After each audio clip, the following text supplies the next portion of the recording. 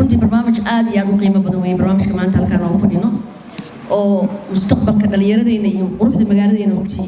u ah sidaan la socono jaamacaddu waa marjici aan u noqonayna jaamacadaha ardayda wax ka baranayso iyo jaamacadda naftirkeeda waa marjici oo aqoontii halkaas taalay meeshii lagu horumarin lahaa dalkan iyo dadkan waa la socotay waddankeena dhibaatooyinka soo gaaray waxaan u baahannahay baraarujin waxaan u baahannahay kacdoon waxaan u baahannahay ra'yiyo fiican fikrado wanaagsan horumarkeena sabab u ah barnaamijkan hadda ay soo sameeyeen guddiga jaamacadda dhammaantood ay soo sameeyeen waa barnaamij runtii loo baahan yahay inkastoo aan rabin inaan ka hor dhaco su-aashan isweydiinayo maxay tahay caqabadaha hortaagan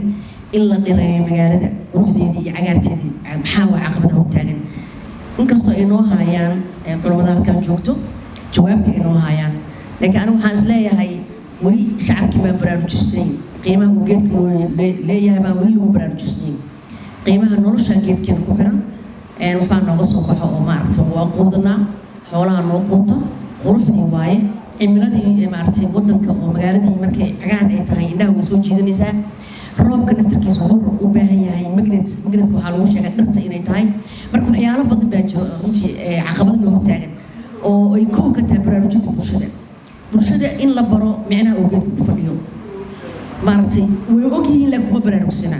in la baro kacdoon la sameeyo baraarujo badan la sameeyo wacyigelin badan la sameeyo marka howl badan baa u taala sidaan u malaynayo jaamacadda iyo ardayda halkaan jooga waan ugu hambaryanayaa runtii mar walba waxyaalaha wanaagsan ay noo soo bandhigaan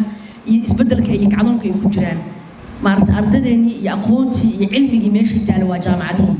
halkaasaa looga baahay in ra'yi noo yimaado isbeddelka inuu ka dhasho horumarka uu ka dhasho maaragtay cimiladan oo hadda janjiga ku dhacaysa waa ogtihiin hadda roobabkii wax ku dhacay abaarihii xoolihii waxay quutaan la'yihiin biyo la'aan maxaa sababay